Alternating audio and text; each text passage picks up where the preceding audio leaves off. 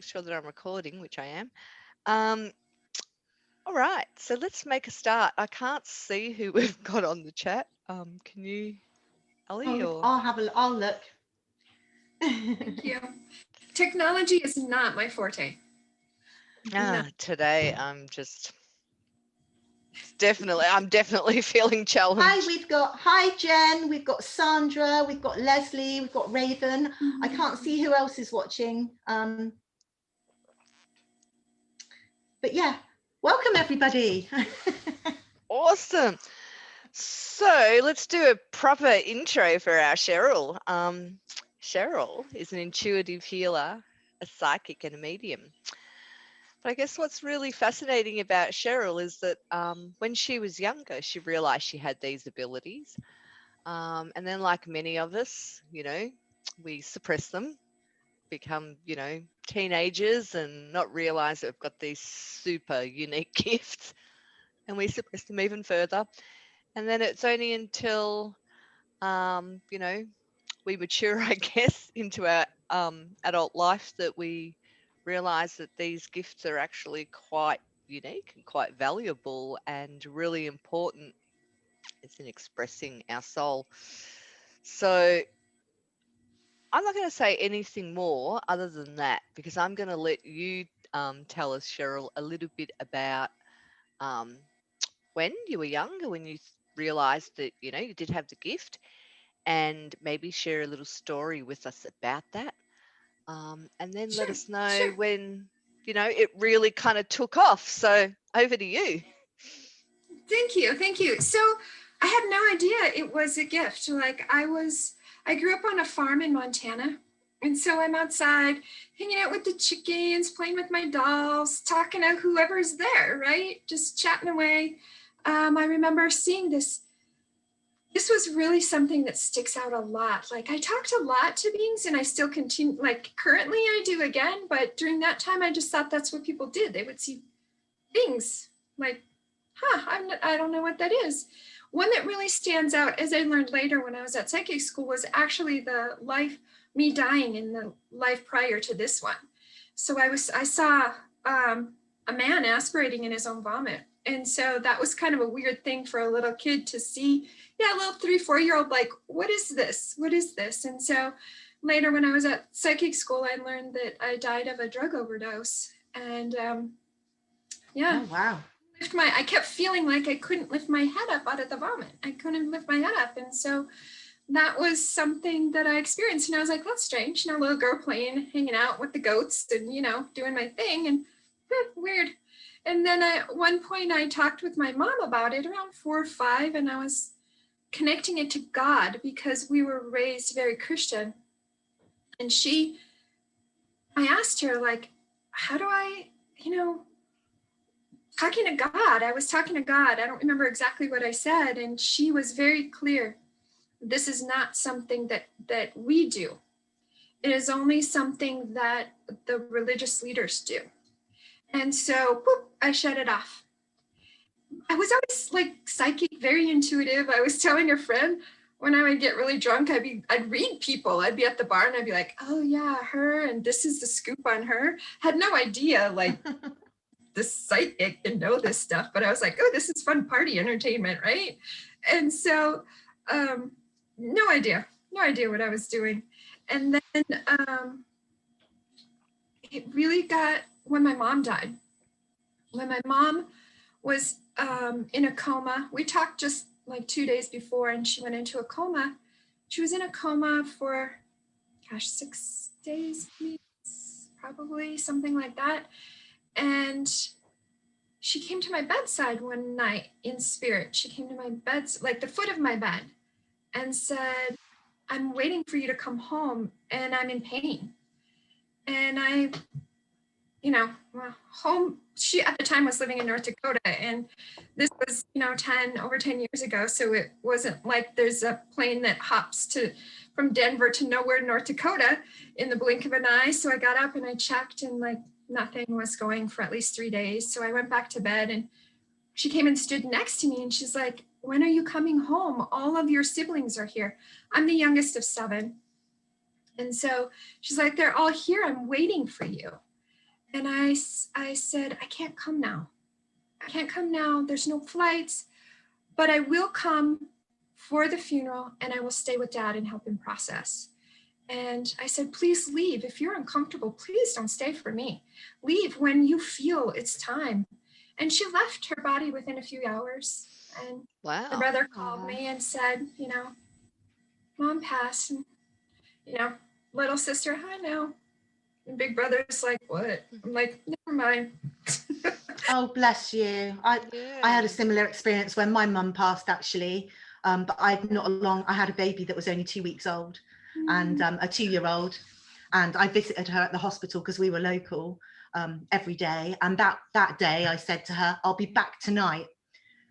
But I didn't make it. I fell asleep. I was breastfeeding things. I was exhausted. And then she came to me as well and said goodbye. She said she was leaving now. So yeah, I had a very similar experience and said, you know, yeah.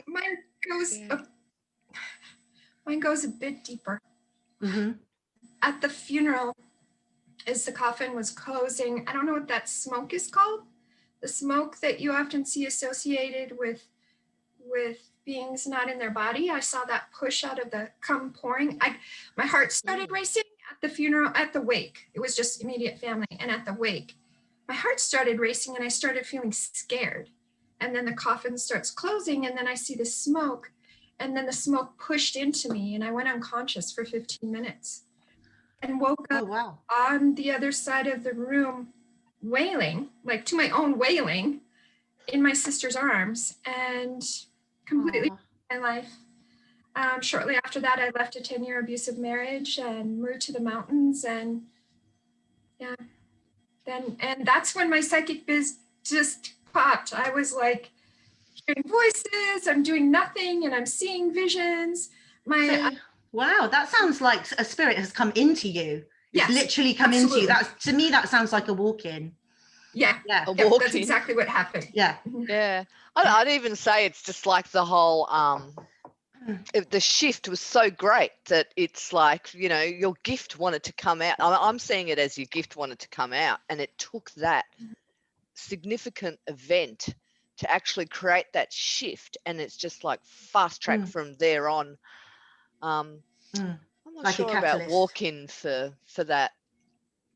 I don't know. Could be. Depends how you describe walk-in, but yeah. We can what talk I about see that it another as, what I saw it was as a beautiful agreement that my mother and I had made, and that her departure would allow an opportunity for me to come online and leave the situation that was intended to happen, but a timeline that I did choose to experience. A lot of karma was worked through in the 10 years of that marriage. I got a beautiful son out of it who was also very psychic. Like as we moved to the mountains, after we left his father and moved to the mountains, his psychic abilities, I didn't know how to I didn't understand, because he was hiding from beings. He'd say things like, Mom, do you see that little boy with part of his head missing? He'd say, oh, over there by the fireplace, he'll see me, and he'd hide behind me. And my gifts were more like, I feel a being, intuition is a little stronger, but he's like seeing beings and can't tell if they're real or not. Or he'd come home from school like, sweating and being like, Mom, I had the worst. I had to fight these black, and he'd explain things in such detail. I had to fight them on my way home, and they wouldn't get off me, and they were attacking me. And it's wonderful that he could tell you, though, because obviously you've got that understanding, so he could come to you. Yeah. Oh, bless him. And that's my relationship with my children. We talk about everything. You know, when you go through traumatic experiences, my first husband is where I got my first child, and that was also an abusive marriage. And so we clung to each other. And then I didn't do my work. If you don't do your work, stuff just comes around. And the pattern and the cycle repeats. Exactly. Yeah. And so, you know, into my second abusive marriage and working stuff out, man. And now I'm blessed. I feel so blessed. I'm happy I had those experiences. I have 2 beautiful boys. My gifts are so online. And it just keeps getting better and better. Like I never knew I was a medium until I was giving a session to someone and they asked me, their mom was nearby off screen and was like, ask her if she can talk to your dad. And then this beautiful Indian man was standing there chatting me up. And so suddenly I'm a medium, and that was really cool. Wow. It's much better when it happens organically like that as well, because it's something that was meant to come in and it comes in at the right time. So when you say you were doing a session, do you mean you were doing a healing or what? So what I do, Liz can speak to this, Liz. So I have channeled a lot. With the blessings of the pandemic, it has cleared up a lot of energetic space, mind chatter for the collective, which has allowed for space for a lot of people to have their abilities come online and downloads to become easier. And so during the pandemic, I was able to be alone. I was able to be by myself a lot. And so I moved from the mountains to Boulder to attend psychic school because I had beings that would like, I'd be sleeping and something would yell in my ear and I'd shoot out of bed and be like, what? I don't know what. Or I'd touch someone and I'd suddenly like, I'm hyperventilating because I've just felt and seen all their trauma. And so beautiful how it all came to be. Like I'm sitting chatting about it in the hot springs and somebody comes walking in at the end of my story and says, you need to attend, da, da, da, da, da, da, da. And that's what I did. And I finished it up a year in December, so a year and a half ago. And then during the pandemic, we're all doing not much of anything. So I'm doing trades with classmates and then I post online, that, hey, I'm doing sessions. I'll do sessions for a trade or blah, blah, blah. And so as far as the session goes, it's really hard to explain it all. I do, I tap into the Akashic records. I read past lives. I can read karma. I can read body trauma. If someone's talking about a pain in their body, I can look at them that way and read the trauma within the pain and the message it has. The way that things, so basically somebody can come in wanting to shift something and they'll come in and they'll be talking about a X, Y, or Z, like I'm having this issue with my partner and they oftentimes want to have their fortune told. Tell me, read the future. And I'm always like, I don't read the future because we're on a free will planet. And being on a free will planet, I can read a timeline of all the people involved in that very moment and see a clear timeline, but then somebody does something different, thinks a different thought, a different behavior, blah, blah, blah, blah, blah. The timeline I just read is defunct. What I read is no longer real. And that's why they're like, psychics are crazy. They don't blah, blah, blah. It's because of that reason. So I don't read There's not just one timeline, is there? It's not like this is just the future. There's always multiple timelines. And as you say, depending on what other people do and the choices they make, depends what timeline they end up going on. I want to go more into timelines later, but let's talk about you first. I love the timeline conversation. Yeah. Interlapping and how it goes. And so rather than reading the timeline and foretelling, what I do is I read the karma surrounding the issue that they're discussing. Mm-hmm. So as we're chatting away and they're telling me, this is going on in my life, this is going on in my life, my guides come in and they chat with me. Their guides and my guides might be chatting and I receive messages like through visions, through words, like feelings, knowings. And then I'm just making notes as the person's talking. And then through that, I know where to head. Like, do I go straight to the Akashic records and read X, Y, and Z? Do we look at the body trauma? I gave a session to a woman who had a terrible break in her leg. And I was told to go directly to her leg and channel golden healing light because she had a spiral break. And so I taught her through that session how to channel golden healing love light into her break of her leg. Mm-hmm. Since become my mentor student. It's so beautiful how That's something Yeah. I've experienced as well, and it's like a golden plasma coming down into, for me, into my crown, or if Wow. I'm sending out, just like kind of oozing DNA, twisting Yes. into my crown. That's what I've experienced. Yeah. But golden It's like- light is that's been, like you say, last year when everything went quiet and everybody could go still. And I had a mentor years ago. I used to sit in circle, and we used to, do grid work and send out to humanity and to Gaia and the animals and everything. And she always used to say to me, Ali, you just need to slow down and be still. They're saying they want to come through, but you never stop. And then I broke my leg and I had to stop, and things started happening. And then I had another accident. So yeah, but then everyone has had to slow down, as you say. So we've all gone within, we've all had more silence, and we've all had more time to just, be open to what was needed. If you don't stop, they do things like that. Your higher self creates events, so you stop. Or they do things like they did to me, and like yell in my ear in the middle of the night, or like shake me awake, like, hey girl, look at this, hey. Or I'm doing something and they're like, look it. Yeah. It's so true. Like spirit really, they do get involved, don't they? I mean, just talking about the experience that we had, Cheryl, it's quite funny. I never ask for help, but I could see there was a situation that occurred in my life, and so these two people, incidentally, Ali and Cheryl, helped me overcome it. Never asked for help, but on this situation I had to, because I knew I had been irresponsible with something and it was ancestral, but I didn't know how to go about it, right?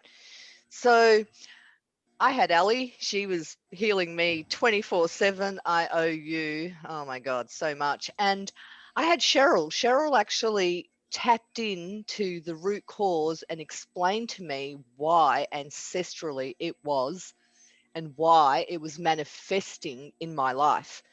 And there's also another person that I went for help to, which was Nikki Bridges, which is Nikki also Bridges, another yeah. psychic medium, which even today is still helping me through it, because it was a lot to process. It was from the Crusades period.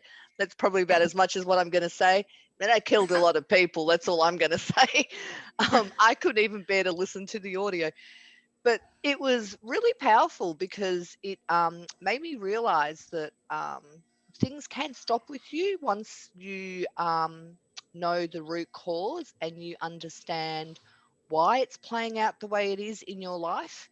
You can actually make a massive difference by saying it's going to stop with me, and accept the healing plan that Cheryl, puts together for you, and move forward, instead of ruminating and looking back, through your past life and your timelines and saying, oh, why is this happening to me? It's like, just say it's stopping with me.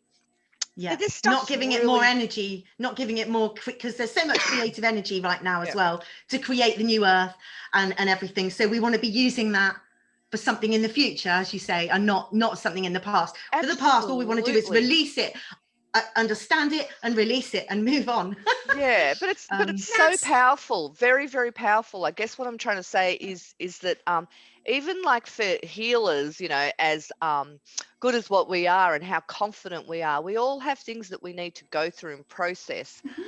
So it's really important to identify those and seek the people that you need to move on, because it does end with all of us. We're creating a new earth, right? We're not going to allow any of that stuff to get in our way, right?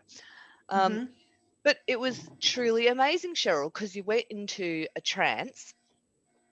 Don't want to give away too much about what happened in my reading. I was gonna ask, what is the process? But she went, Cheryl went into this trance, and it was absolutely amazing, because everything that she was saying, it was like, oh my God, this is happening in my current reality, but it's because of this. And we put the pieces together because she's in trance, but she was allowing me to interact as well. Yeah. So we were putting the pieces together. However, I wasn't saying, oh, this is happening in my life. Like, she was just going bang, bang, bang, honing in right on into it. And So that was the pattern then. It was the cycle repeating again, like it was for It was Cheryl. the karma. Yeah. So as I see it, the karma from that past life. So I've asked my guides to not just show people what is the problem and what it is, but I also have attuned my sessions so that a plan comes through, a healing plan comes through, because my background is in teaching and I want everybody to be learning and evolving and releasing and ascending. And so what had happened was the karma from that past life is resurfacing in this life so that the two may come together and be released. And so we're coming, like, this is what you were saying, Liz, is totally typical. Most of the sessions, I can't say all, but a good portion of them. I just gave a session to a woman the other night. Womb wound healing is very big right now within the planet as a collective, and showing up with individual women. And the message that comes through, you know, as I've said, when one is healed, we are all healed because we are one, often comes through. So this woman, as I'm giving her a session, I said, oh, what's showing up is in this past life, you died in childbirth, you bled to death.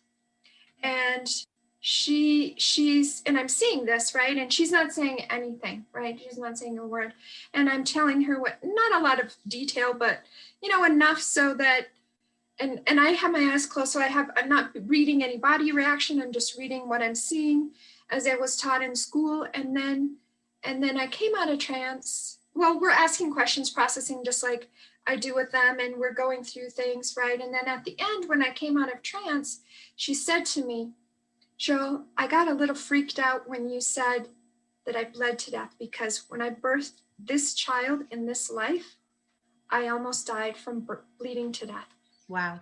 Said I had to blah, blah, blah. And she explained the procedure and the disconnect it had with her child and how she's still processing as her child's almost 3 and all of that. And I said, this is womb wound healing that needs to happen within our planet so that children coming forward through our vessels, we are healed and we've released the past karma. Yep. We release our karma, ancestral karma, all that can be healed within our being is being healed so that beings that come through our wounds now are healed and at a higher vibration so that they don't have to process through ancestral karma, as you've talked about, Liz. So they don't have to process through their past life karma, our past life karma, all of the lower frequency things that keep us stuck from ascending, as if like, and that's my whole point behind what I do. That's what I've received as throughout my process of developing what I do, the messages I received from the guides, the downloads I've received. I've received much information on what's happening on our planet, how the ascension is working, in correlation to our bodies and our physical sensations, why some are processing through their body at a heavier capacity than others. And I speak about this all, beautiful segue for myself. I've got a question. Psychic fair, and I've got a question just in the chat. Just quickly. Hi, Laura. And we've got Michelle. Hi, Michelle. She's from Australia. And Leslie Marie as well. But Laura has asked, if womb wounds are healed now, does that heal the already born children or only future children? Good question. You know, this is a question that I have to sit with my guides and ask, because once you come through your mother's womb, you are of your mother and your father, because you carry the DNA leaning more towards your mother. I'm also a nanny, and I will always be a nanny no matter how big my business gets, because part of the reason I came here is to help the evolution of parents and children on that very, very earthbound presence. So what I see as a nanny, children, and if you're a mother, you know this, your child is attached to you for a very long time. And so you are picking up and reading your child's energy. Your child's reading your energy and integrating your energy as your own. So I can't say for certain. My guess would be if the mother came through, she had her wounds, she hadn't healed, you're carrying that with you. But as the planet is evolving and time is really intense right now because we're in the 4D. We're 4D. Dude, that stuff's kicking it. And so as we're in the 4D with time right now, things move quicker. And as we know, time and space is a man-made construct in this crazy attempt that us humans like to control. So things can be healed faster. Like it doesn't have to take until you're 50 years old and you're like, oh my gosh, my mom is passing and I'm feeling stressed because my business is failing and I broke my leg. You don't have to wait for all that. You can process this now because children that are coming in, and I've seen this because I've worked with children. Goodness, my mom had an in-home childcare center when I was 12, and I've been an auntie since I was 3. So I've really seen children evolve. And I've been saying this for the last 10 years that the children are evolving. Children come in knowing. Children come in more aware. Children come in, like my oldest son, who's 27, he came in knowing stuff. Like they're coming in wide awake now, aren't they? They're coming in. We're having lots of starseed children coming in. I just want to say before we move into that and move away from that topic, that in my experience and what I've learned in the last couple of years since I've been fast-tracked is that, obviously, and with other friends that can do timeline clearing and things like that, is that, a lot of us have come in to take on those contracts, which I'm sure you've seen, with many clients. So we've come in to be the person that it stops with. We've come into, so what we were saying about the children, it's like if we then clear our timelines, we clear our ancestral trauma, we clear, other kinds of traumas, then we are kind of stopping our children from having to carry on with those patterns and cycles, and it can actually stop with us. And then obviously everything's moving on quickly. So it's like, I think a lot of us have come online. Yes, we've had spiritual experiences probably for our whole lives, most of us, and it's switched on and off, and our journey's kind of come in and gone out and kind of detoured. But then the last sort of since well, for me, since October 2019 and probably the end of 2019 for most of us, it came online. 2020 was just full throttle. Bam, bam, bam, get on your path. This is what you're meant to be doing.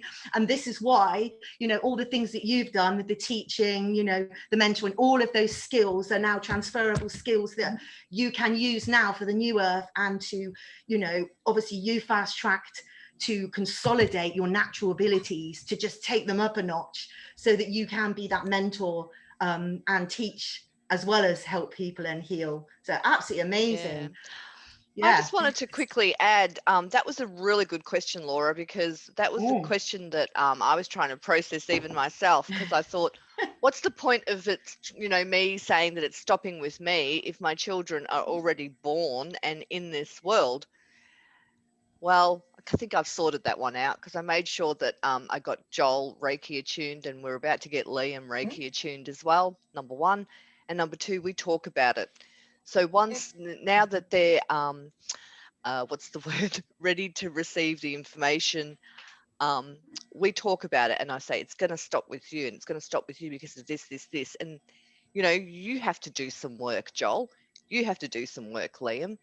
And they accept their responsibility. So I know it will stop. It will stop with us.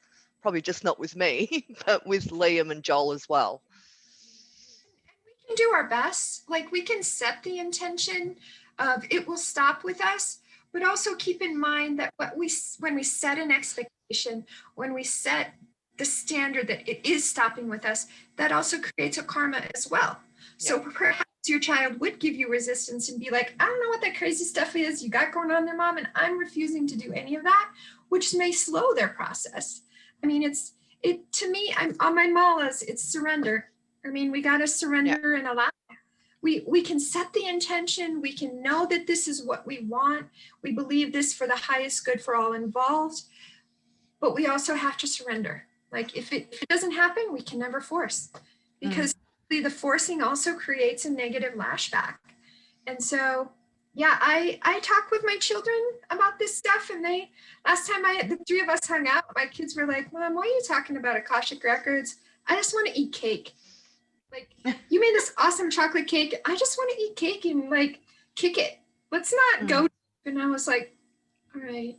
Speaking about the Akashic Records for a minute, there's some talk that once we move completely into 5D, then we won't need the Akashic Records anymore, and all those timelines are going to collapse and it won't even be there. Is that true? The whole point of it now is so that we can clear everything to ascend smoother, to ascend faster, to clear all those timelines, because they're not just going to go on forever.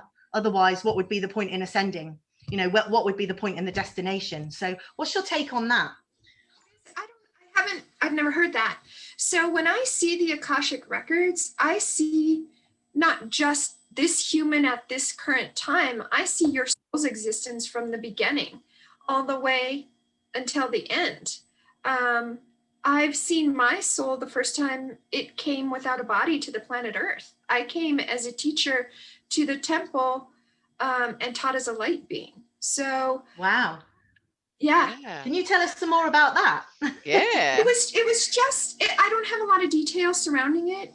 It was a download that I received while I was doing my channeling event for the solstice. I had channeled right on a very white light, very tall gray. Mm-hmm. And when I was doing the channeling, he gave me a download of what it was, how I came through the first time. I've always known that I'm supposed to be a teacher in this life. I've known that. I've always said that. And if you ask anybody, I'm going to try and teach you anything. Listen, sit down and listen anyway, because I'm teaching you. And so I've always been a teacher. That's my purpose. I just saw it in flash, and I was like, I'm sorry, but I'm in a channeling event right now. I can't really study this, so let's talk about this later. And but I did, I received that. I came without a body to teach. I'm not certain. Was it more, so would you say that you were like a cloud of consciousness or something? Because I've had some experiences where it goes very deep. I'm in meditation or something, and then I just have that knowing, and I'm being told by my higher self or my soul, you know, you were just the consciousness before you came into body, or I've seen myself as like some sort of cloud. So I saw myself as a golden light is what I saw. That I was a golden light, and that students came to me and sat before me, and I transferred the information that I had simply into their consciousness through like download. And that's just like, I saw myself in this room, I saw these people in front of me, and I was just there going beep, beep, beep, beep, beep, beep, beep, beep, and just like downloading information into their consciousness. I would say, I think what you might be referring more to, and these are my words because I don't have training on this, all I know is what I received from source. So what you may be referring to, Allie, might be like you're tapping into a collective consciousness, because there are degrees of collective consciousness. And so I remember being in psychology and being this was I've just got to say, this wasn't about a personal experience for me as my origin or anything like that. This was just during a group meditation. We were going to Venus, and we were going there, you know, as a group, and everyone else was there and sort of had experiences, but I didn't. I just went so deep. They could hear me singing as like calling them in. They could hear my voice, and I was like the bridge that sort of led them there. But then I went so deep that I didn't have an experience there, but I was just aware that I was a consciousness. So I'm not saying that is anything to do with my personal journey. That was just a group exploration, if you like. That is collective consciousness. I remember that. Was that when we did our Venus med? Yeah. Exactly. So I wasn't, so that wasn't me being a being or whatever, but it was just that experience of that. Because Ellie is the bridge. That was like. Ellie is the bridge for all of us. Like, she kind of like opens up the portal for us, kind of thing. It's like opens up the Stargate, and then we all, Yeah, that's probably an agreement that you've made. Like, this is a soul contract that you've made to help in the process of helping people evolve. That would be my guess. I don't know. I'm just guessing.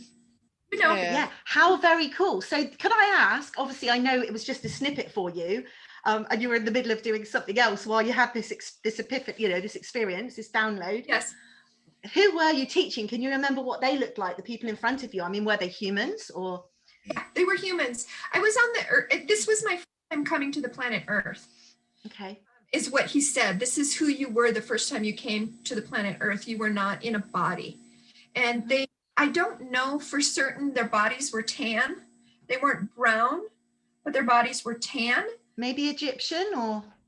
Wow. I want to believe Egyptian because I lean towards Egyptian.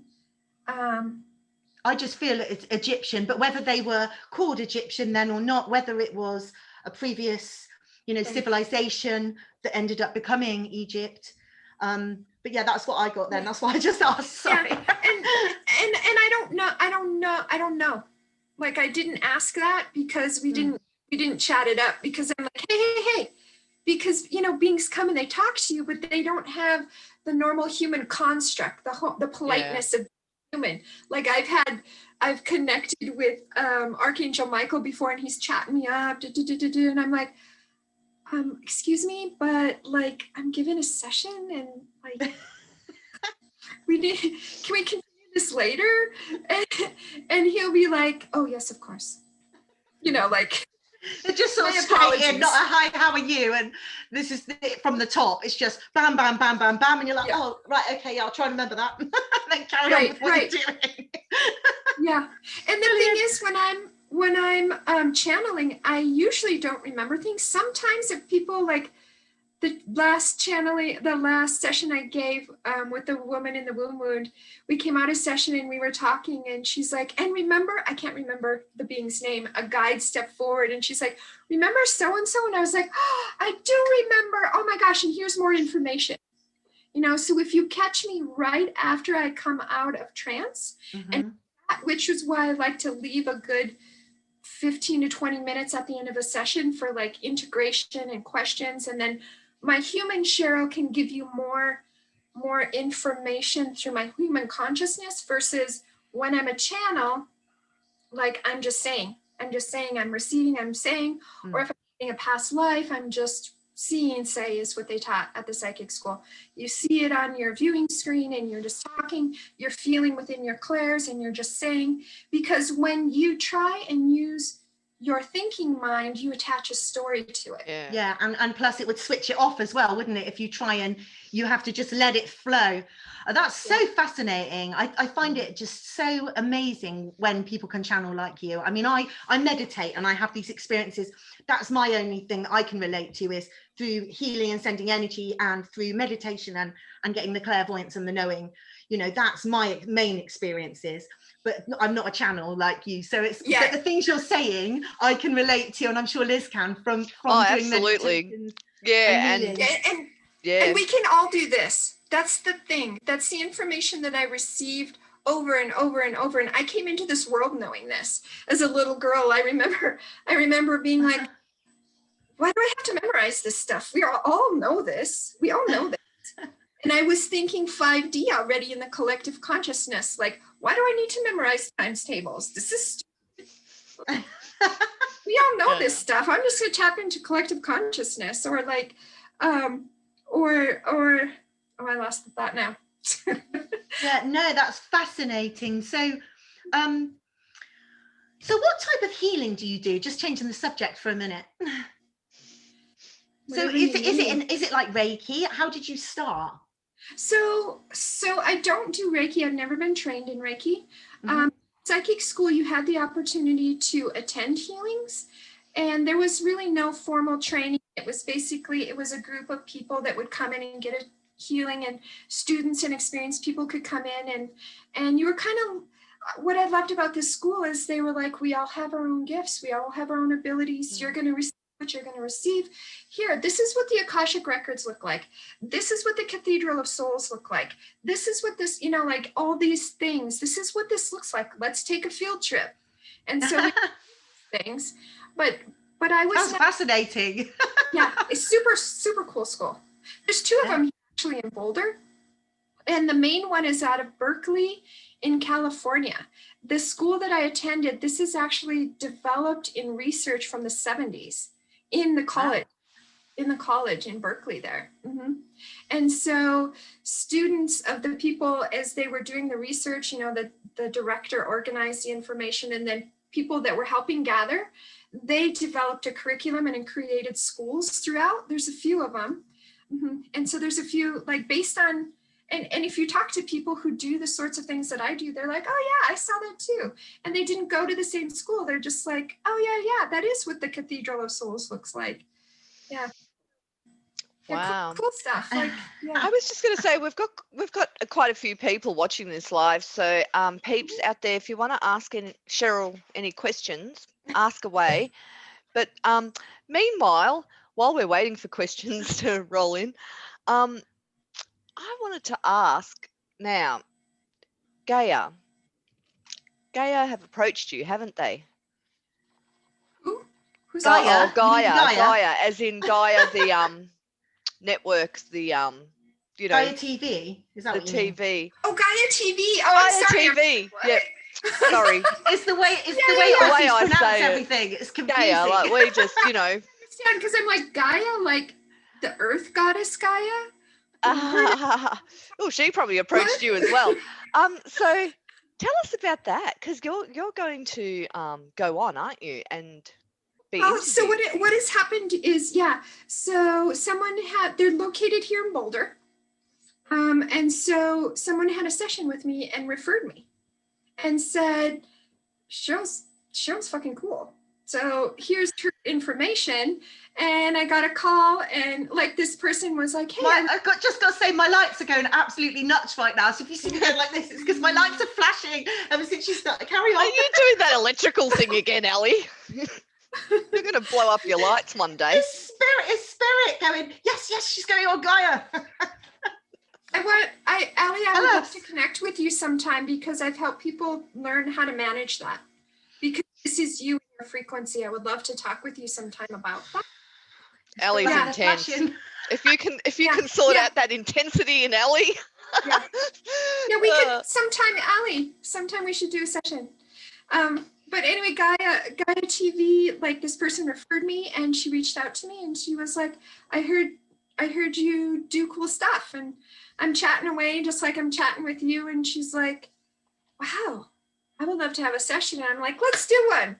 And so during session, you know, she got a cool session. She got some great information, and she said, send me your bio. Everybody's really interested in the Akashic Records right now. So I'm going to put you on the group to be interviewed for when we do a segment on the Akashic Records. That is like, so awesome. She's like, you're amazing. You're talented. You're local. We'll have you pop in sometime and do. I got to say, my sesh was like, I was like, I couldn't even talk, could I, Cheryl? Like when we were debriefing, I was like, I couldn't even talk. I was like, oh my God, how does she know that? How did she know my life? Like, you know, because it was just, the parallels were just so spot on. And it's not me. It's source. Yeah, spirit source. But it's and like, so, you're a good, sorry, I just have to say this. It's like you're a pure conduit, because like, it was just amazing. Anyway.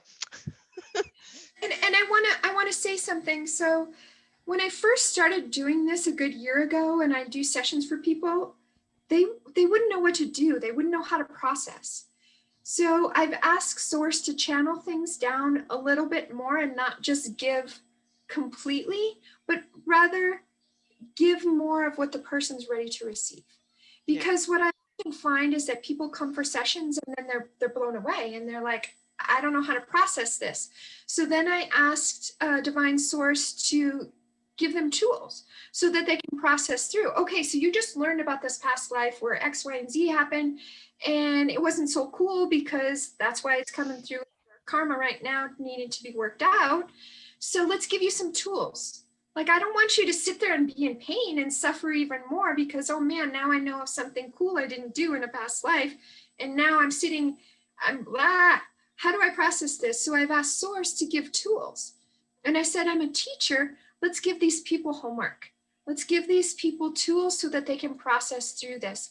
It often comes through, I can't say always, but like mantras come through, and activities like one person had to turn a stick into a beautiful staff, and through the process of doing that, healing comes and alone time comes, or mantras, or interesting ways to like process or write. Oftentimes writing comes through.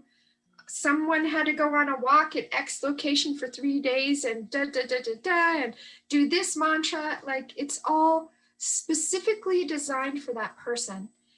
And as I say, with homework, it's your choice. If you choose to do the work to help with your processing, it will help with relieving of your suffering. But you don't have to do the work. This is your choice. We are on a free will planet. If you choose to do the homework, awesome. I'm here to support me. Send me an email, rewatch the video. But if you don't want to, it's totally your call. But I guarantee if you don't do your homework, it's going to come again. Yeah. Because until you work through, it comes again and it comes again and it comes. This is just our way of evolution as a human in a body in the earth plane at this time. That's interesting that you say that, because like with my audio, I think I was even telling Ali, I had a hard time listening to it. It was like, oh, I don't want to know these things about me. It was like, I was just, oh, was that me? I was horrible. I was the devil, but I think I needed the devil. You were a human doing what you believed was the right thing at the time. Yeah, but it was just interesting how the reaction, I guess. And then I realized, oh, you know what? This is all part of it. I have to do the work. I have to first, understand why. I have to acknowledge it. I have to understand it, and now I have to process it. Now I have to sit with it, and it is hard sitting with certain things. But yeah, I know what you mean about doing the work. Like, you have to do it, right? You've given us homework, and I guess that's part of the healing plan as well. I mean, you've given us that's the healing plan tools. I mean, for I call someone it like healing me, plan. Yeah, for someone like me, it's like, don't have to give me too much, because like, I already kind of know, like, I'm a healer, right? But in terms of, the Akashic and being able to clear the timeline, it's not my thing, right? So it's like, it's like, oh, wow, now I can put 2 and 2 together, and I can use the skills and my gifts to be able to clear this, so it's just awesome. Like, I really love the way you channeled it as well, because some people go into trance and they're still not you can't ask questions or get certain further information. But no, with you can. It's like you're in trance, you can see that you're deep, but you're also communicating, which is pretty cool. And that I attribute to being working with small children my whole life, because you have to explain because when you work with small children, you're really teaching them how to be a human in a body. And so you need to do things like, I sat with my nanny little girl the other day. She's 2.5 and she was hungry. And so we sat with like, oh, is your body talking to you? Oh, is your tummy making a noise? Oh, do you hear that noise? Yeah, that noise means that you're hungry and you need to put food in your mouth that goes down your throat into your tummy, so your tummy is happy, right? So it's that processing that I've done with children that has allowed the capacity within my brain so that I'm able to be like, okay, let's break it down to the really easy way so it's digestible, so it's palatable for everyone, so that people receive the information in their, I love this, in their flavor. My roommate said the other day, and I'm like, I'm using that forever, sister. Your flavor, because the visions are going to come through in the way that you understand, in the way that I understand. That's connection between the two of us. Mm-hmm. And it's deep stuff. I wanted to share something about me. Like, I was in Belize a year ago at this time. I got back from Belize 2 weeks before we went shelter in place here in Colorado. And when I was in Belize, I saw myself as a Spaniard killing the natives. And I saw the blood, and I saw what I did. And I also was killed by them there. I was drowned. And I've always been afraid of dying. in a drowning. And so, I have goosebumps all over. And so to see what I did to those women and children, those innocent native people with my sword, that is horrific. But that was something that I did because I believe that was the right thing to do at the time. I'm not saying I do that now because I have a higher consciousness, but I believe that was the right thing to do at that time for my highest good, for whatever belief that was. I'm not saying I was working for my highest self, but I believe that I was in alignment with what I needed to do with my life. The fact that it wasn't a very clean choice is something I had to process through as I sat on the beach and envisioned this and saw the blood and saw the torture that I did. Not a cool thing to do when you're on a beach in Belize, but that's what I was doing. And that's why I was drawn there. We have to love not only the light and brightness of ourselves, but also the dark of ourselves. As above, so below.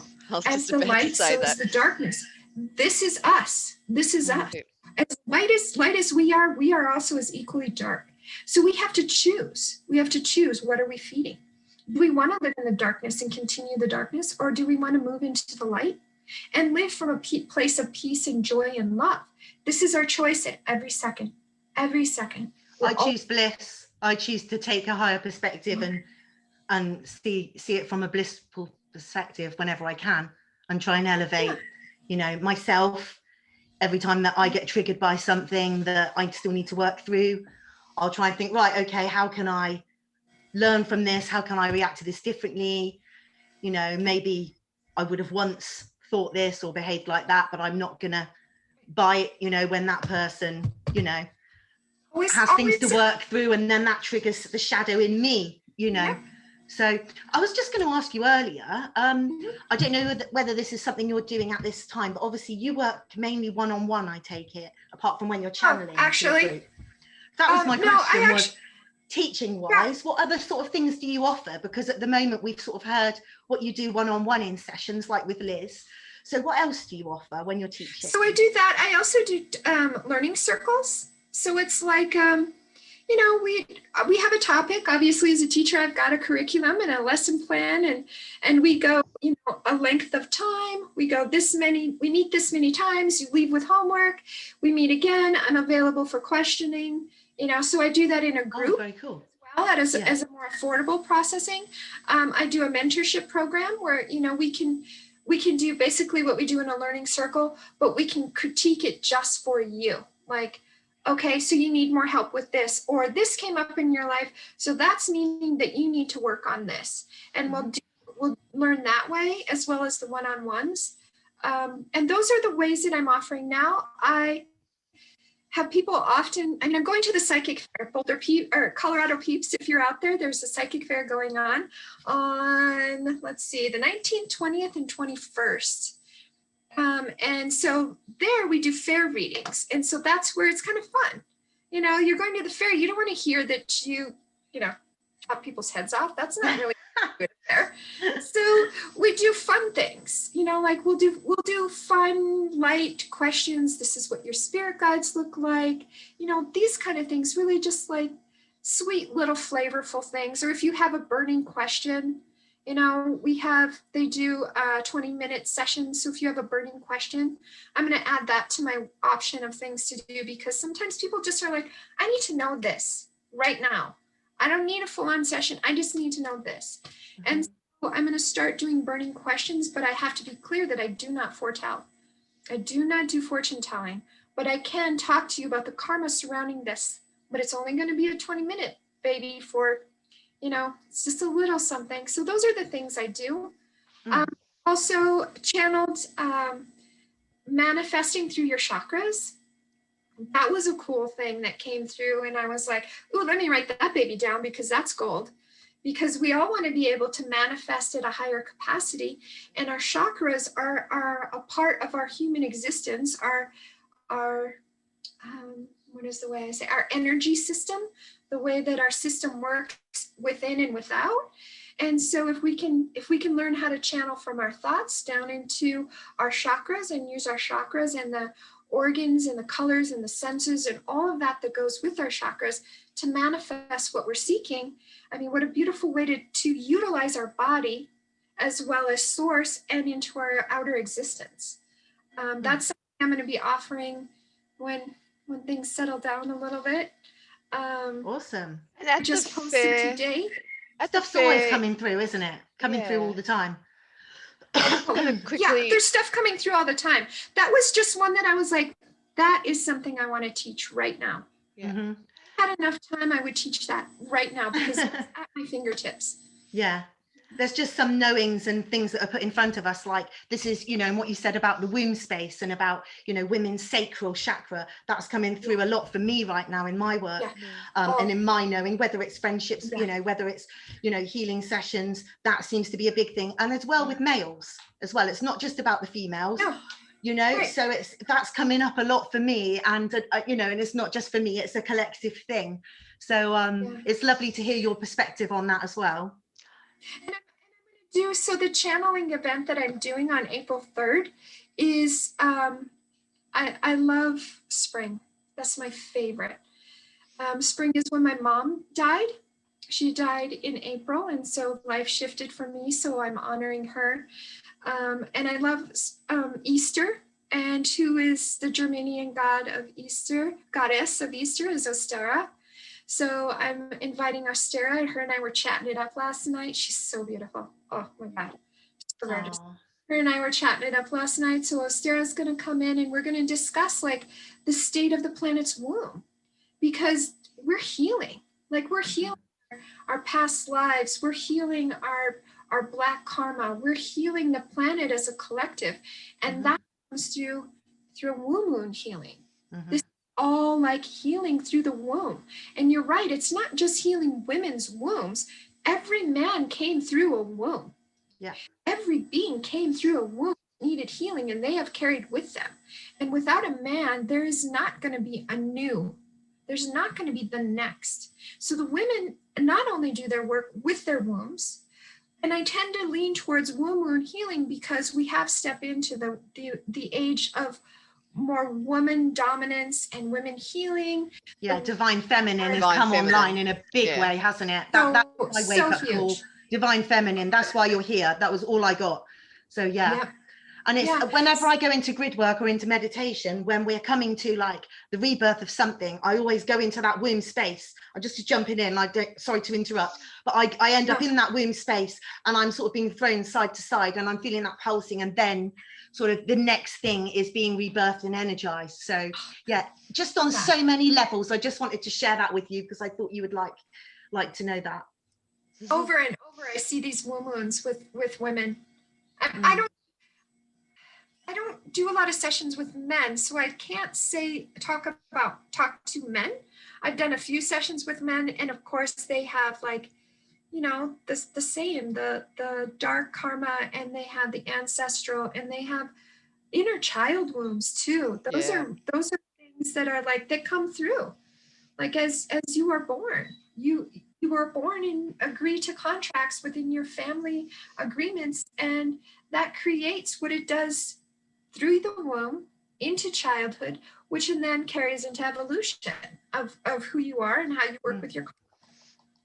And it's held within our DNA, isn't it? And in my experience, when I've worked with, obviously I've not had a session with you yet, but when I've had sessions with other, you know, timeline experts and clearers, you know, they've explained that to me, and I felt that process within me, you know, and I've done, you know, extremely high level kind of activations as well, within sort of private group settings where our DNA is being recoded, you know, and I've had sessions where I've been fully activated and come online.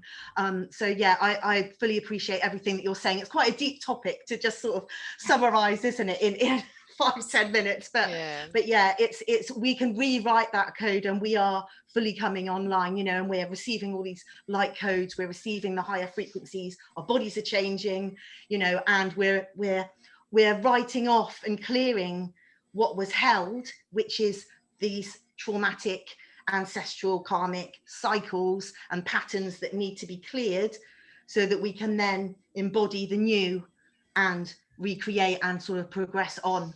Because otherwise, if that cycle didn't end with us when we did the work, then we wouldn't be able to embody the new. Well, what I've heard is that when I did the channeling event and I connected to Ryan, after that I received a lot of information, a lot of download came, a lot of channeling came. And what I received was that, and it really threw me into a loop because I was channeling dark. I'm not used to channeling dark. I received a lot of like dark, deep information, which caused me to have like this intense processing and shifting, and then led to an ego death, and then coming out more evolved. But what came through is that prior to the solstice, we had been pushed to ascend, to work through ourselves with light, with sweetness, with loving. Come on, do your work, humans. I know you're uncomfortable. Let's do it though. Come on, you can do it, humans. I know you feel this, but come on. And then the solstice came, and then they were like, all right, peeps, you're not doing your shit, so here comes the hardcore business. And so we started getting pushed by darkness. So we got a hard push. So you're getting things like people are being pushed hard now. So things that, oh, before it might have been like, oh yeah, I twisted my ankle, caused me to rest for a few days. Where now it's like, you broke your leg, you're in bed for 2 weeks, you're not going to be able, you're going to have to go to PT, which is going to cause this whole processing, which is going to force you to go deeper and deeper and deeper. You're going to start seeing things, like people are going to start seeing things that cause a cognitive dissonance. And then they're going to be like, whoa, I have to question my whole processing and how I integrate life as the human that I am since birth. Like, whoa, I mean, a lot. Like, do you think that's also though the next wave, because people that weren't sort of doing the work yet, or weren't awake yet, or hadn't had that kind of that process start for them yet, are then needing something like a little bit harder to go to be that catalyst? Absolutely. Yeah. That's why they were saying like, come on, you weren't, I was nudging you, and now I'm going to push you, guide you and give you loving lightness. And now it's like, you have to suffer. Before you could sit and be uncomfortable, but now you have to suffer, because as we know, within suffering is a gift. Within suffering, you have to suffer to grow, don't you? That was I channel through music. I'm not a channel like you, but I channel songs and I channel lyrics through music. I channel songs too. I channel songs too. I wake up in the morning every morning with a song, and in the song there's a message, and then like I'll receive a message that I'm like, oh, today this is for you. This is for, like, I'll pop it out to people, like, this is a message for you. Yeah, that's super cool. Oh, I love that. I love it too. That's so awesome. Yay. I've been working on like going over stuff and doing like the technical side of things, and kind of lost that, then cut off the flow for the creative. So I need to get back to that really, and just sort of draw a line under old projects and fully embrace the new and let that flow. Because I think, you know, when we're too critical and we're too in that you know, logical mind and trying to be precise and trying to have a story and an understanding for everything, or, you know, then it switches off that flow. It switches off that. Within creativity and play allows room for grace, allows room for joy. Right. So we always have to play. We have to be playing. We have to have amusement. We have to laugh at ourselves, because when it's too serious, it doesn't allow for grace. And within grace is creativity and play and joy. So it's that, laugh at yourself. Don't be so intense about something. It's not going to turn out the way you want it to anyway. Just have fun making it. You know, just exactly. Allowing for grace is, and I love all that with, you know, Kuan Yin, and probably saying her name wrong, Kuan Yin. She kind of taught me about grace. I mean, we're still always ever learning, right? And it takes us a little bit longer to really learn completely a lesson, even though we've got an idea of it. We might not have fully embodied it yet. But yeah, she was teaching me about grace, and her and Mary Magdalene were coming forward and, you know, saying, go for a walk to the river, and then there'd be swans there and they'd be interacting with each other, and I'd be like, okay, this is grace. And I'd come back and I'd speak to, you know, my friends Lauren and Evelyn, and we'd have so many amazing conversations about grace and synchronicities, and it would just flow, and just being really creative. And absolutely, it's and playful, being playful. It's all about that. And I love the fact that, because you've always worked with children, Yes. You've obviously always been tapped into that energy, which, you know, has let you, even though obviously you had the hard things to go through that you shared with us earlier, and thank you for being vulnerable and sharing your story. Oh, of course. Of course. Thank you know, appreciate that very much. And it's, you know, it's allowed you to always have, and obviously being a mother as well, but it's allowed you to always stay in that connection, you know, with, and I don't know about you ladies, but for me, with all these activations coming in, it's always coming into the front of like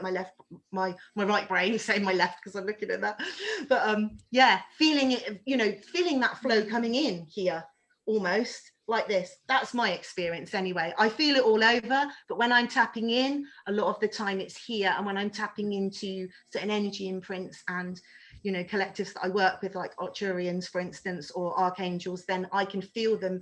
The energy imprint comes in here. So that's my experience anyway. I don't know about everyone else. Yeah, we all have our own special way of receiving everything. I often hear there are as many ways to heal as there are beings open to be healed. Absolutely. Yeah. There's no one way of doing anything. None of them are wrong. Oh yeah, absolutely. And it's like every truth, it's, you know, and it's about different people's perspectives, you know, they're just looking through their own lens really. And, you know, nobody's, you know, idea is necessarily wrong, is it? You know, and it's coming from that yin and yang, that balance, but from the 0 point really. And it's, you know, for me, being a numerology 8 as well, like Liz is. What are you, by the way, in numerology? What's your life path? My life path? I know you're an 8, aren't you? I'm an 8. You're an 8. Yeah. What Sorry, are you, you're asking Cheryl? Yeah. How do I know? Oh, you don't know? Okay, so it's not something you're into. It's you work it out through. You work it out through your birth date. So you just add the numbers together, and then you get your number. So both Ellie and I are. Wait. Did you say 7? Because 7's like. I don't know if I'm is the mystic spiritual one, which probably makes sense. What, my lights never do this. They only do it when I'm around really, obviously psychic like people. Really like, because Cheryl's obviously tapping into so many collectives, and you know, it's so online that it's just making my light go crazy. And this used to happen when I was at Flo Essex's house as well. It doesn't normally happen to me unless something is tapping in. This is not normal. Yeah, it's funny because Ellie and I are kind of like, we call ourselves twins, you know, soul twins, because we're the same numerology. Our personalities are kind of the same, like everything's very much the same, kind of like the soul mission's pretty aligned. It's just amazing. But just quickly, we are going to have to wrap up fairly soon because we're coming up to about an hour and 15 minutes, but Cheryl, we've got that other live on womb healing and ancestral timeline clearing. Womb wounds. We're going to talk about womb wounds on Hold the Highest. Yeah. Oh, you've got another live there. We do. So we're going to have to pop into that fairly shortly and wrap this up. So yeah, don't miss that, because it is very much a topic at the moment. And I do work with a lot of males in healing, and it's interesting. And I'm so glad you brought this up, Ellie, because it's just not feminine. It's also masculine. It doesn't matter whether you're a male or a female. The collective is doing this group, and it's interesting because with the males, I find that there's a lot of cognitive dissonance that they're working through, right? And I don't know whether I'm going to say something really general now, but I don't know whether it's a female or male thing, but I find that the female can process it and is probably a little bit better in dealing with that cognitive dissonance, because maybe emotionally they're more emotional beings or higher EQs. I don't know, right? But I noticed that with the males, it's cognitive dissonance. So there's a lot of helping them process and discern. Yeah. Don't you think that's because of the programming though? Because of the programming we've all been under, and it's like the blokes just have to get on with it, and they can't show emotion, and they can't tap into any Yeah, of those absolutely. It's things a programming that the thing. women, Absolutely. yeah, Yeah, that yeah. the women have always been the nurturers and things like that. So therefore, they're easily more connected to But that it's beautiful that process. there are more and more, I guess where I'm coming from is I find it absolutely beautiful that there are more and more males embracing that masculine and femininity side and creating Absolutely. balance. Yeah, So that's what I'm definitely. noticing more and more of. And then I find that my clients are slowly, it's no more females, it's more males. But anyway, That's I just thought I'd nice. put that in. So Yeah, definitely. And it's, you know, it is womb healing, but it's also the womb of Mother Earth and the consciousness of, you know, Mother Gaia's consciousness. We're all in her womb, you know, and obviously humanity is important and stuff, but she's more important. We're just here, you know, we're equal to the animals, we're equal to the plant kingdom, you know, crystals, everything, you know. We just always think we're more important because of our egos, don't we? Because we think we're more intelligent. whole male, female, masculine, feminine, we should just, you know, take that out of our minds, because I'm sure in other past lives we weren't always females, we were males, you know. no, absolutely not. So yes, and this is the life that I'm coming through as a female that's really embracing and enjoying being a female.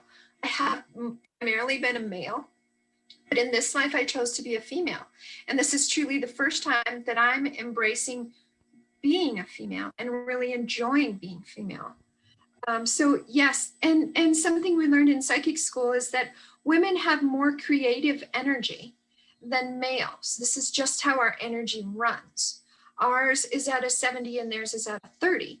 And so with creative energy, it's easier to just be more fluid, more moving. This is why it's easier for women to multitask than it is for men. I never knew that. That's quite a massive gap, isn't it? 70 to 30. Yeah, because when we do channeling, and we adjust our chakras, men have to turn theirs up and women have to turn theirs down, because when we are learning, we're sitting in lines and we're all matching our crown chakras and reading someone, and so we have to be in alignment, and so we have to adjust our chakras, and so that's interesting. Super cool, right? It's super cool.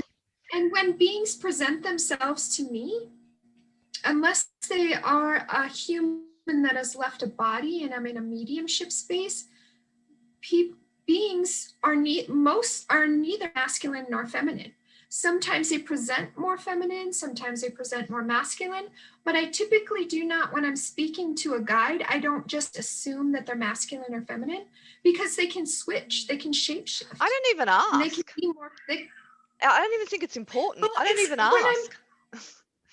Well, I ask because I start talking and explaining and like she, and then I'm like, oh, wait, I forgot to ask you, are you a she or a he? Because you're presenting more feminine. This is why I said she. So that's why I do, because I want my pronouns to be respectful.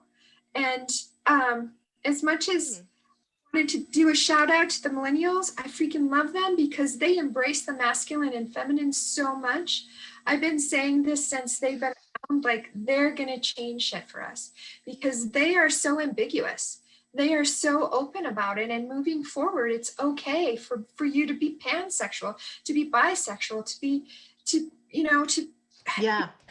And there's a lot of people that say as well that before we went down this life path and cycle as humanity, that we used to, you know, back in Mu, or, you know, Lemurian times, back then, when we were living more in our light bodies and before we came down to a lower frequency, we were more androgynous beings, you know, that we weren't necessarily heavily male or female, and that it's only sort of from going down that route that everything has become a lot more solid's not the right word, but you know what I mean. Yeah, it's probably a whole topic of its own. With the polarity.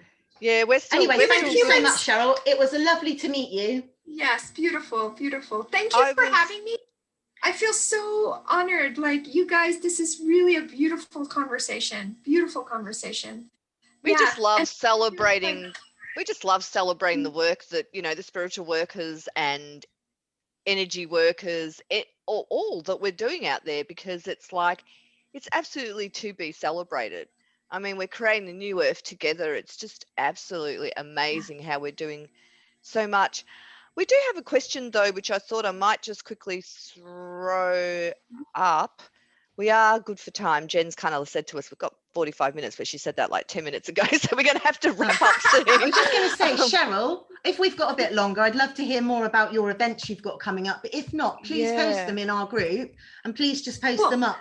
We've got Cheryl's peeps. We have got Cheryl's links all in that announcement. After this session, what we do is we put all our videos in our guides section, the units as a unit, and we also have, you know, all the links there, so they're there forever. So if you ever want to get in contact with Cheryl, you know, or just send her a message. I know Cheryl, she would just love to, you know, get a message and deal with it. She's very, very approachable, an awesome healer.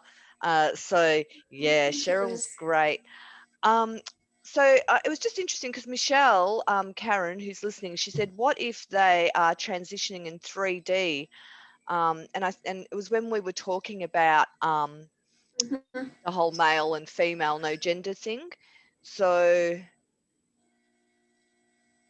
that's interesting. So I wonder if she meant about transitioning, as in, you know, what if the whole transgender thing coming into play. So I wonder if that's what she meant, because that's where I went with that question. I thought, yeah, I think in the new earth and in terms of high consciousness or raising your consciousness, I actually think a part of it, well, this is my experience, my thoughts.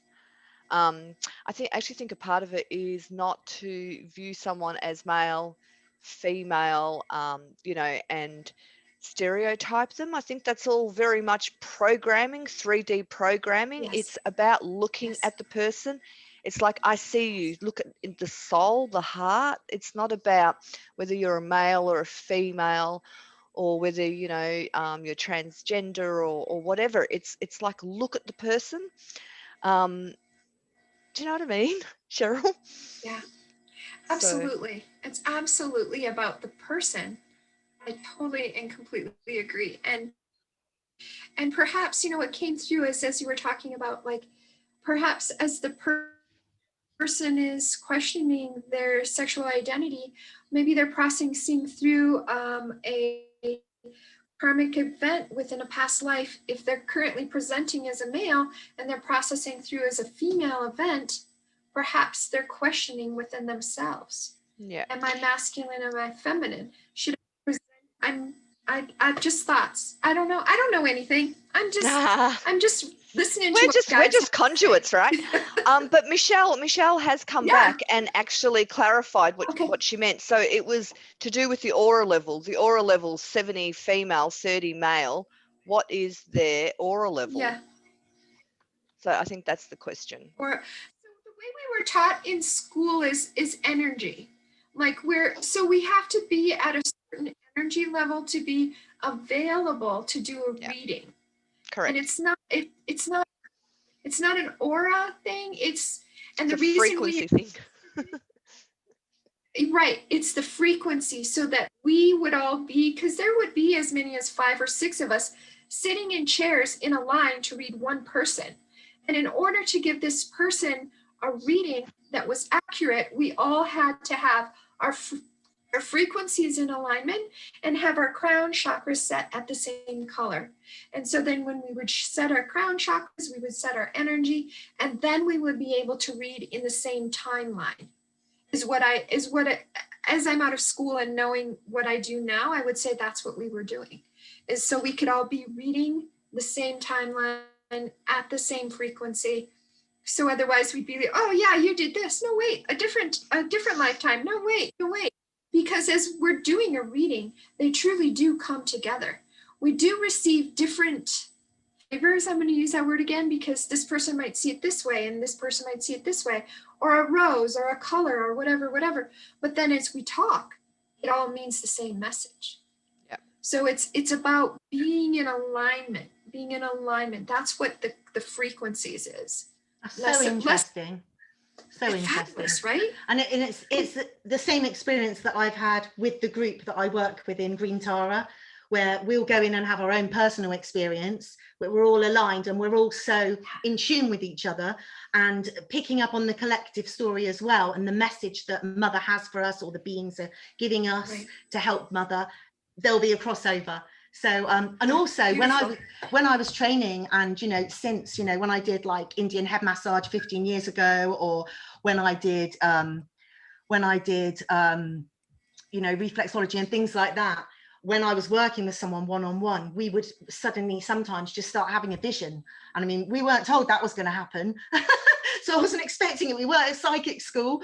We were, just doing a foot massage, or, working on, things to unblock energy in the body. But obviously when you're working with energy, or when you're working with chakras and things like that, stuff starts to happen, doesn't it? Oh, yeah. just like then. Just like then you jumped on and you jumped off, and I'm having trouble with my electricity too now. The husband just walked by and said outage, because we've got two bits of we're on two. Anyway, it's the way we've organised our house and the way we built our house. We decided to have two switches, so not all the house would go off if there was an outage. Like half the house would still be on. Anyway, long story short, the side where the kids are, there's power outage. So this is really funny, because Ali and I have this whole thing with electricity going on. I reckon we could blow up a street lamp or something if we both decided to. You can't wear watches, can you? I can't wear watches or have alarm clocks. Every time I do Reiki, the watch stops. I cannot wear a watch, or I break it. Yeah. So my son is an electronic musician. And if he's too excited and he's too amped up before a show, his equipment shorts out. So I've taught him, like, make sure you ground, put your grounding cord down, release that anxious energy, ground in the earth energy, invite the cosmic energy, be calm, and then move forward, because your energy, you're powerful. We're powerful. And so we can do this kind of stuff. We can manipulate things. Oh, absolutely. As beings not in bodies, humans that have left their bodies and crossed over, they can manipulate energy as well. And the easiest for them to connect through. Right, exactly. Your lights are flickering. So they come through the light. So one is just like, hey, Cheryl, I'm here. You want to chat? Yeah, that's what they're doing. And I know, because I know that used to happen to Flow when certain beings came through, when certain spirit came through. And I guess it's a way of them communicating, and it's a way of them getting attention, isn't it? Like all the other signs that they show us. That is the only way really right now that they can get my attention, is to flicker the light really fast, because they want to be heard. Yeah. We could just talk all night about this, but Cheryl, good things have to come to an end. Ali, we need to connect about that electricity thing going on for you, because you're ready to level up, sister. You're ready to level up. Oh, I can feel myself going up to another level already, but I'd love to connect anyway. She's already shifted up there. I always say to Ali, she is like miles in front of all of us, and we're always catching up to her. She hates it when I say that, because she's so humble, but it's true. It's like, whenever I'll always say, we should write our own energy updates, Ali, because we seem to experience it, don't we, Ali, like a week before everyone else? But it's mostly Ali. She'll experience it like days before me. And it's like, geez, we should be writing our own energy updates. But anyways, cut a long story short, it was absolutely great having you, Cheryl. And for all those please come back. Yeah. Yeah, I would love to. I would love to. Yeah. And I know obviously, you've got your events coming up and stuff, but if you ever do like any lives or anything, then feel free to let us know, and we can I've lost my words completely. We can feature them live and broadcast them. That's the word. Is that the word? Yeah. You can broadcast in here at the same time. Oh, thank you. Okay. Thank you. Thank you so much. Yeah. It's lovely to get to know you more, and I loved hearing your story, and Yeah, I'm Wonderful. Thank I'm you. so glad that that didn't happen to me at my mum's funeral, because I had to go and feed a baby a couple of minutes later, and I think it Oh might my have been a little gosh. bit too much. You know, I was breastfeeding at the time. She was only 2 weeks old, so I was, you know, but it was, you know, I could relate to so much of what you explained, and I think everything you explain is very relatable. It's, you know, Thank you you. keep it simple. You're giving Yep. us high level info, but you're making it palatable. And yeah, and it was just such a joy to have you on. So just thank you so much. Thank Much you. love Thank to you. you. We I'm love so you, honored. Cheryl. Thank you. Thank you. Thank you. Till Lots next of love. time. You. All Bye, right. everyone. I've stopped the Facebook Live. I'm still recording.